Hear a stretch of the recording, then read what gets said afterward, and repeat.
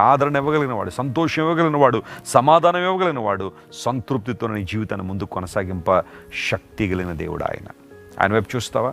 ఈరోజు ఈ వాగ్దానాన్ని క్లెయిమ్ చేసుకుని ప్రభువును స్తుతించండి. బలమైన కార్యాలు మీ జీవితంలో దేవుడు జరిగిస్తాడు. ప్రార్థన చేసుకుందాం. కళ్ళు మూసుకోండి. ప్రేమగల తండ్రి, గొప్ప దేవానికి వందనాలు.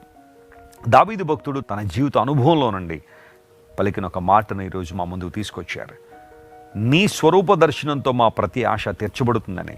అవును ప్రభువా, లోకంలో చాలామంది తమ ఆశలు, కోరికలు తీర్చబడాలని ఎన్నెన్నో చోట్లకు వెళ్తున్నారు, ఏవేవో చేస్తున్నారు, ఆఖరికి తమ ప్రాణాలు కూడా పోగొట్టుకుంటున్నారు.